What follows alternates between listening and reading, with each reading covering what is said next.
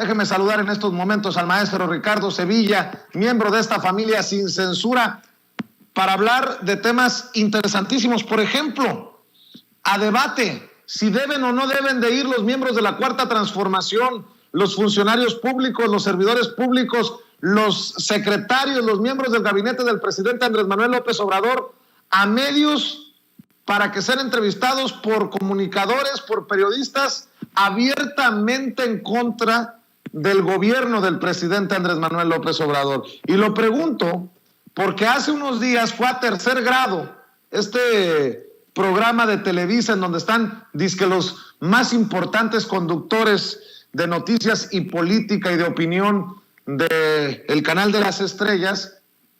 Ahí se presentó Rocío Nale, la secretaria de Energía, y dio cátedra. Por eso creo que está bueno el tema, por la chinga que les puso a los conductores de Televisa, Rocío Nale, y porque podría ser una estrategia a pensarse a la hora de hablar de los temas torales en nuestro país. Querido Ricardo Sevilla, ¿cómo estás? Buenas tardes ya. Querido público, querido Vicente, estoy muy bien, muchas gracias, aquí reponiéndome de un pequeño brete de salud, pero ya estamos saliendo adelante y pues bueno, con el gran entusiasmo de estar aquí en la familia Sin Censura. Y tienes toda la razón, es una pregunta importantísima. ¿Deben o no deben ir los secretarios, los funcionarios, los directivos de diferentes secretarías e instituciones a debate estos medios corporativos? Y a mí me parece que sí deben ir y ya se estaban tardando. Claro que deben ir personajes bien sólidos, estructuradamente bien conocedores de donde están al frente, porque hay algunos funcionarios que están ahí nada más llenando el lugar, calentando la silla. Eso hay que decirlo, no hay que negarlo. Hay senadores, hay diputados que no dan el ancho, pero no es el caso de Rocío Nale,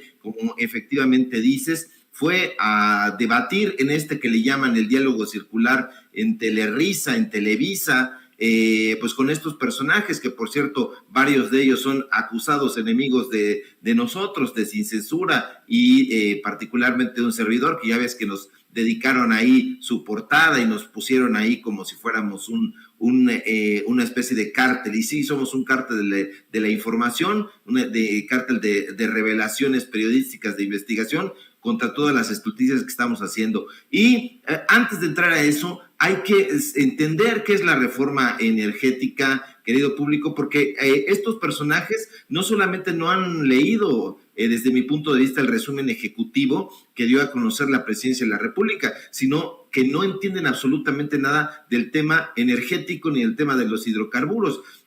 Y esto tiene que ver porque no conocen nada. Ya decía Federico Campbell que pobres periodistas que todo lo conocen de oídas y solamente tienen una embarradita. Y es el caso de estos sujetos: Leo Zuckerman, Denise Dresser, Genaro Lozano, Raimundo Riva Palacio, que no entienden nada de este tema. Y bueno, pues México, como muchos otros países con copiosos recursos naturales, sustenta su desarrollo en gran medida basados en la riqueza energética y no obstante, el país había estado siendo pues relegado en este tema. El sector petrolero estaba en manos de unos cuantos, ya hemos dado cuenta de ello, y enfrenta desde entonces una serie de retos que deben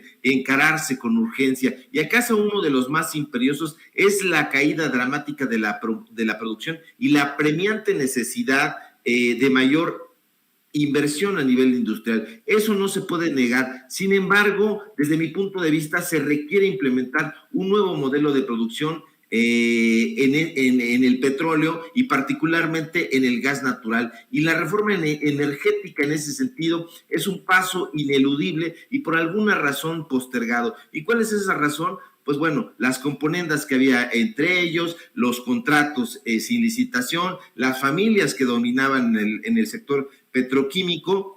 Y rumbo a la modernización del sector energético en México, hay que seguir adelante, pero lo más importante, que es lo que establece el Ejecutivo, sin privatizar las empresas públicas que se dedican a la producción y al aprovechamiento de los hidrocarburos y de la electricidad. Entonces, esto fue lo que se sometió a debate en ese programa en tercer grado, que yo creo que además de no haber leído el resumen ejecutivo y además de no entender un cacahuate sobre hidrocarburos, pues perdieron de vista quién es Rocío Nale. Y Rocío Nale no es, como ellos creen, una militante de Morena, que lo es, que lo fue. La secretaria de Energía es una mujer bien formada, es una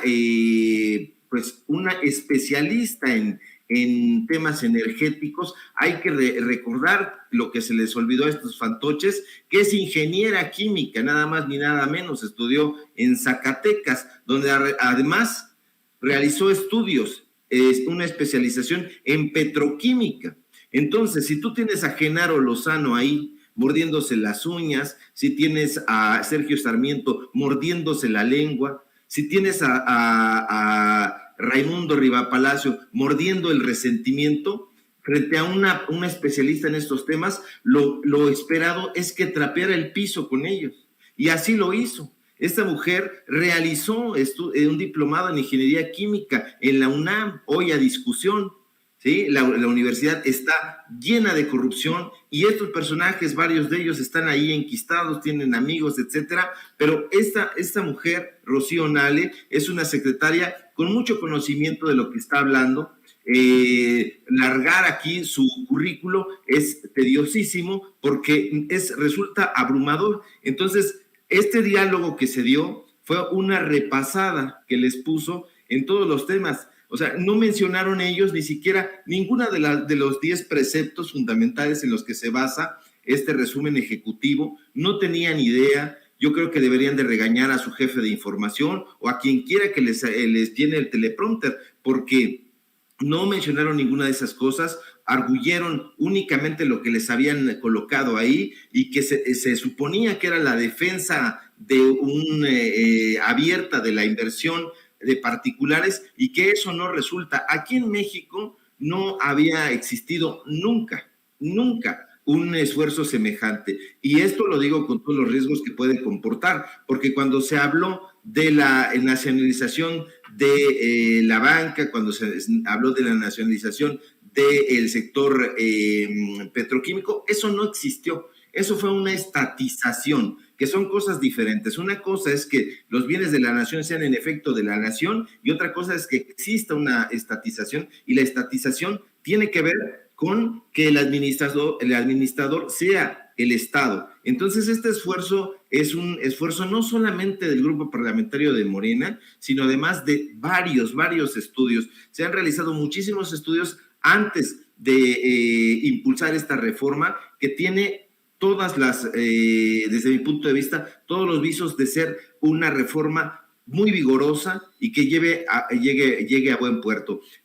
Yo creo que se están tardando para recuperar el planteamiento inicial, querido Vicente, llevar a personas a debatir, porque estos personajes están buscando precisamente el silencio de los secretarios de diferentes instituciones, que llegan ahí y habitualmente pues les ponen una paliza, pero no ocurre con ciertos personajes que a mí me agradaría mucho ver en esos foros para darles una tunda, y no porque goce uno viendo la tunda, sino porque en esos canales todavía de la llamada televisión tradicional hay 2 o 3 generaciones que todavía se sientan a consumir esta información, y esa información los tiene que tocar.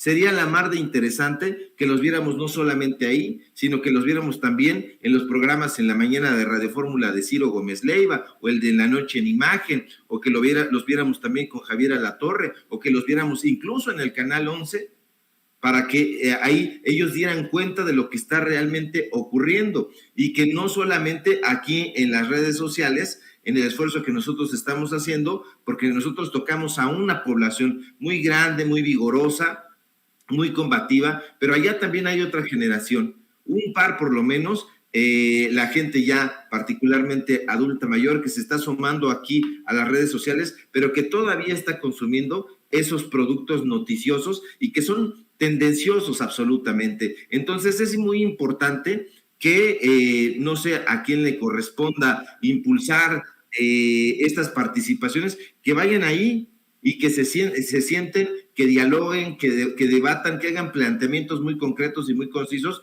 porque esto va a ayudar a que se conozca todo esto. Habrá que ver también si en estos canales los están invitando a modo, es decir, a lo mejor pensaron que Rocío Nale iba a ser una presa fácil de sus estulticias, pero no ocurrió así y eso hay que celebrarlo. Pero yo creería que están invitándolos pensando en eso, en denostarlos, incluso buscar su humillación pública para desequilibrar al gobierno en esta andanada que tienen con Claudio X González, con Díez Morodo y toda esta gente para darle este golpe blando al gobierno federal y que se vaya desmoronando de cara a las elecciones de 2024 para que ellos vuelvan al poder. Entonces a mí me parece la mar de beneficioso que vayan. Han pasado 3 años y hemos visto pocas participaciones en la televisión abierta, en la televisión corporativa, y sería muy benéfico para la gente que escucháramos estos posicionamientos. Entonces yo estoy completamente de acuerdo en su participación y que también participen en estos canales, querido Vicente, porque estos canales no son desdeñables en absoluto, al contrario, van increciendo y eso ya lo vimos con toda la atención que nos están poniendo, portadas que nos dedican, columnas que nos dedican, campañas de bots que tratan de demoler nuestra credibilidad. El golpe que le dan a Sin Censura una y otra vez tratando de echar abajo sus canales, eso habla de una gran preocupación y es una preocupación en conjunto que está pagada con muchísimo dinero de esos medios de comunicación corporativos. Bueno, hay de medios a medios y muchos más tendenciosos que otros. Mira, voy a hacer referencia a esto para que me des tu opinión porque hay una clara intención de dañar con esto que publica Latinus. Dice, a 3 años de que Andrés Manuel López Obrador prometió estrenar Santa Lucía, aumentan costos, viabilidad está en duda y las aerolíneas se resisten. El 29 de octubre de 2018, cuando aún era candidato electo a la presidencia de la República, Andrés Manuel López Obrador anunciaba con fanfarrias que luego de una consulta ciudadana se había decidido construir el aeropuerto de Santa Lucía y se cancelaba la obra del nuevo aeropuerto internacional de la Ciudad de México. En 3 años hizo el compromiso, estarían listos 3 aeropuertos funcionando en el Valle de México con sus vías de interconexión y un tren suburbano. Hoy se cumple la fecha, dicen en Latinus. Hoy sería el día en el que estarían funcionando las 2 nuevas pistas de la base aérea de Santa Lucía, ahora rebautizada como el Aeropuerto Internacional Felipe Ángeles, y las carencias se acumulan. Me parece pues de muy mala leche, porque esto no solamente es una nota para leer por encimita. Aquí se tendría que analizar la guerra legal, los amparos, todo lo que ha de alguna manera interferido en el proyecto de Santa Lucía y en la cancelación total, final, definitiva del aeropuerto en Texcoco. Esta es un claro ejemplo de cómo se tergiversa la información para confundir a la gente en momentos en que un día dice Volaris, vamos a despegar desde Santa Lucía, al otro día dice Viva Aerobús. Pues yo no veo que las aerolíneas se estén resistiendo y yo no veo cómo se haya fallado en esta promesa del presidente Andrés Manuel López Obrador, entendiendo lo que se vino después de aquella consulta, mi querido Ricardo Sevilla. Así es, Vicente, no hay tal, es como tú bien dices, una tergiversación de la información, porque en todo esto tiene que ver ese entramado precisamente, que tiene que ver con los amparos, que tiene que ver con toda esta corrupción que hay en los jueces, todo este amiguismo, todo este compadrazgo, todo lo que se están otorgando unos y a otros en ese deseo de continuar con sus privilegios. Ya vimos hoy, por ejemplo, en la mañanera que el presidente, a pesar de la cercanía, quizá amistad que tiene con Carlos Slim, no está dispuesto a guardarse su nombre, y hoy dijo incluso que junto con el actual dueño de Banamex, es... ¿Cómo se llama? Hernández, no me acuerdo, ahorita se me escapó el nombre de este sujeto, pero que en tiempos de Carlos de Salinas le dieron incluso ahí al dueño de Banamex ese premio de consolación y que premiaron a Carlos Slim con prácticamente el regalo de Teléfonos de México, hoy que es una de las empresas más ricas de este país, y no está dispuesto a consentir la corrupción. Y en el caso de los aeropuertos, ¿cuál va a estar consintiendo corrupción y retrasos? Todo lo contrario. ¿Cuándo te imaginarías que un personaje como Miguel Alemán Magnani iba a estar prófugo de la justicia? No, para nada. Pues este Junior que sale en las series escritas por Daniel Krause, en la de Luis Miguel, por ejemplo, como uno de los juniors que se paseaba con Luis Miguel, con Roberto Palazuelos, con los hijos de Cedillo, con los hijos de Carlos de Salinas, iba a estar prófugo de la justicia mexicana. No, ni en sueños. Al contrario, a mí me parece que hay una determinación del gobierno federal de estar auditando puntualmente lo que están haciendo las aerolíneas. Tal es el caso de Interjet, no ha pagado, no ha querido pagar, se ha hecho de la vista gorda, y pues bueno, ahí están las consecuencias. Entonces, esto que dicen es una información sumamente tendenciosa y que intenta tergiversar todos los datos para que la gente tenga una opinión contraria a lo que se está realizando. Y la opinión que yo tengo en particular es que este aeropuerto pues es uno de los mayores aciertos de este gobierno, porque atraerá mayor inversión a ese sector para impulsar el desarrollo del país y no el desarrollo de esta élite. A mí me parece que contar con un mayor abasto en temas de aeronáutica me parece relevante y me parece muy competitivo. Ya no va a beneficiar a ciertos grupos, a ciertos sectores, y poco a poco vamos a ver que esto se está dando a cabo. Hay fotografías ahí de que el aeropuerto que ellos imaginaban pues está inundado, y que no se trata del Felipe Ángeles, sino del que ellos estaban tratando de impulsar, el que defienden. Entonces a mí me parece que por lo menos lo que yo he leído, lo que he visto, lo que se ha dado a conocer en las mañaneras, cumple con grandes estándares internacionales de eficiencia, de calidad y confiabilidad, y eso sirve a todos los mexicanos, a todas las mexicanas, y no solamente a estos personajes. Habrá que ver si efectivamente Loret Obroso o Roberto Madrazo, que es el dueño de Latinos junto con su hijo, realmente se están transportando siquiera en aeronaves públicas, y si no, tendrán ellos su propio hangarcito por ahí, en su casita, algunas aeronaves que tengan por ahí bien guardaditas. Entonces me parece que no están tocando el piso. Yo creo que esto que están diciendo es la desesperación, pues porque ven todo su rating hacia abajo y están tratando de llamar la atención con esta clase de informaciones burdas. Oye, mi querido Ricardo, si me permites para hacer... por cierto, el banquero al que te refieres es Roberto Hernández de Banamex.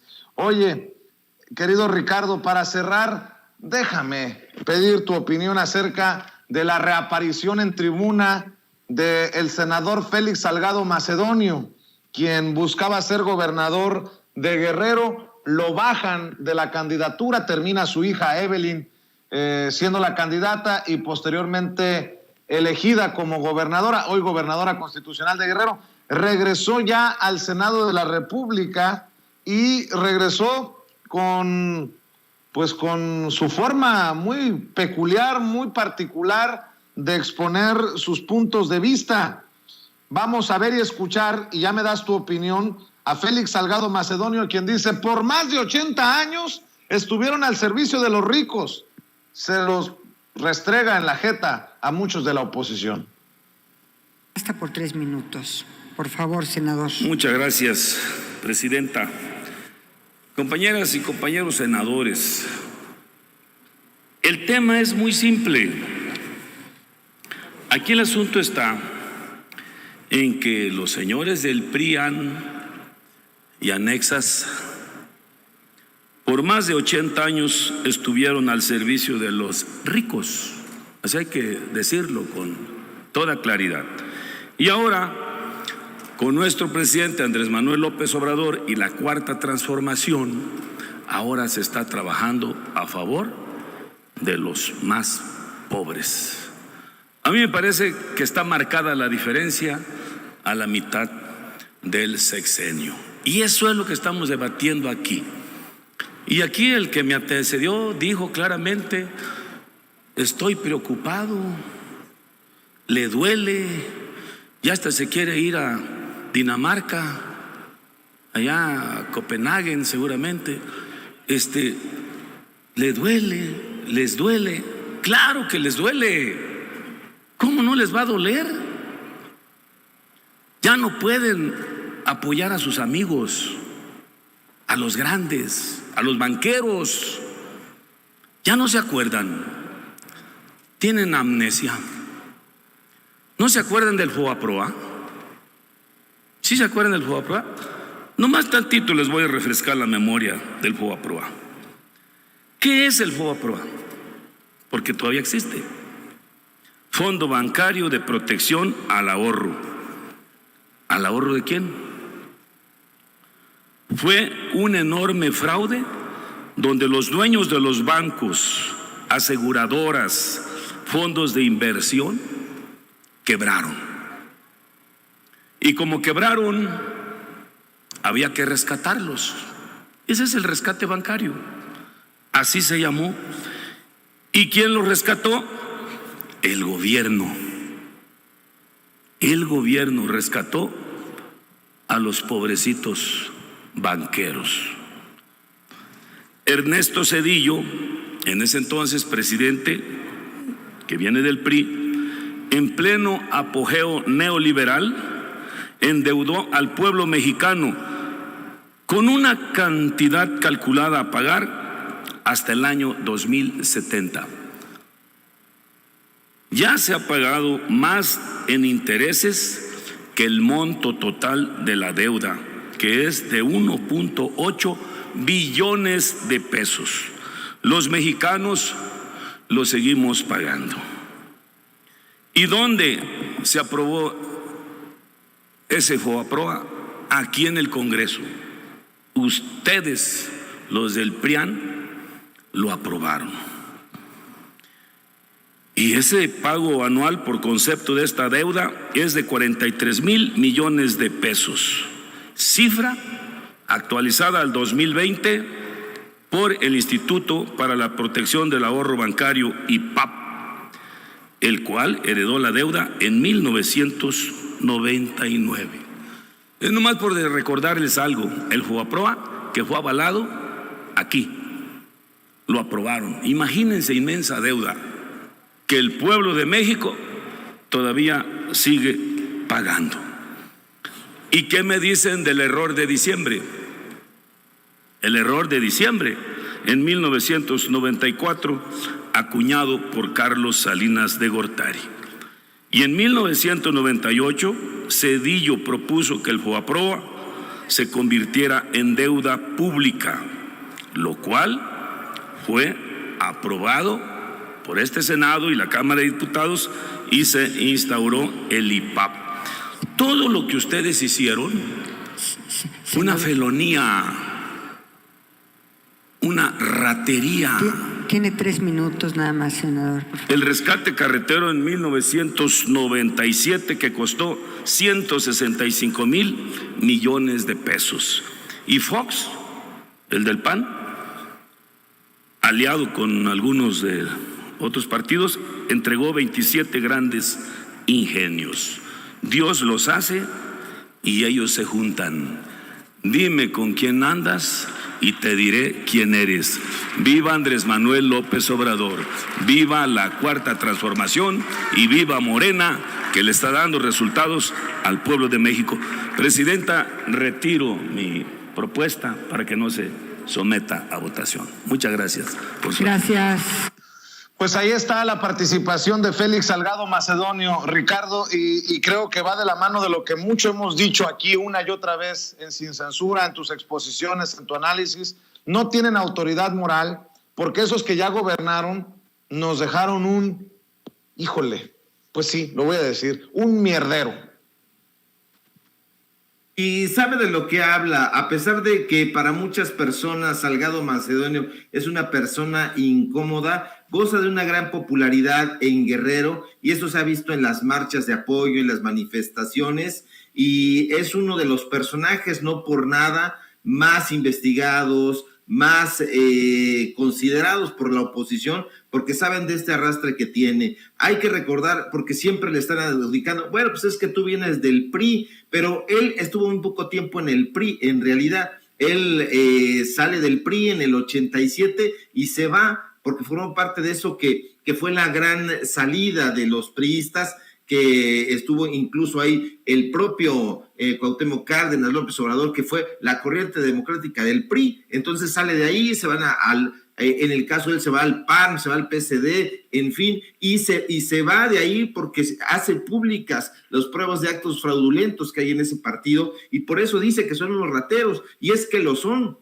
Y como todo va junto con pegado, pues bueno, está hablando del Fobaproa. ¿Y quién está en el Fobaproa? Carlos Cabal Peniche. Y Carlos Cabal Peniche reapareció hace un par de años, 2 años y medio aproximadamente, para apoyar de esto que hablábamos a la familia Alemán Magnani, que es la familia que estuvo a cargo de Interjet. Y hay que recordar quién fue este señor, Carlos Cabal Peniche, el cual está Félix Salgado, sin mencionarlo, hablando, porque este personaje que estuvo al frente del Fobaproa fue uno de los grandes fichajes de Carlos Salinas de Gortari, y ganó notoriedad y fama, que lo encumbraron, incluso lo tenían como un visionario, como un banquero inversionista de la nueva clase gobernante, que era justamente el neoliberalismo. Y esta élite empresarial que llevó a cabo este montaje, porque fue un montaje donde se apropiaron del dinero de la gente, los mexicanos y las mexicanas, para pagar sus deudas, fue apoyado por toda una serie de equipos, que no solamente estuvo Carlos Salinas de Gortari, que sí fue la cabeza, pero estuvo ahí su hermano Raúl Salinas de Gortari, estuvo José Ángel Gurría, Ernesto Zedillo Ponce de León, Guillermo Ortiz, estuvo Alonso Ancira, pero la estrella era este sujeto, Carlos Cabal Peniche. Y en el sexenio, entre el sexenio de Carlos Salinas de Gortari y el sexenio de Ernesto Zedillo, este tipo logró comprar Banco BCH, Cremi, y creó el Banco Unión. Hay que recordar que estuvo incluso 7 años posteriormente detenido en Australia, estuvo preso allá, y después regresa intentando recuperar una credibilidad que nunca tuvo, para llevar a cabo pues este apoyo a Interjet, que es el que están defendiendo estos sujetos, porque Miguel Alemán es su cuate, es el cuate de Televisa, es el cuate que está detrás de todo este pleito que hay, por ejemplo, en Radio Centro, etcétera. Es una superficha. Entonces a mí me parece que lo que dice Félix Salgado en esta pequeña ponencia, hay que escarbarle un poquito más para refrescarle, en efecto, al público memorioso ¿qué es el Fobaproa? ¿Quiénes son estos rateros del PRI? Como tú mencionabas antes de que yo entrara al aire, pues este personaje que ahora está ahí al frente del PRI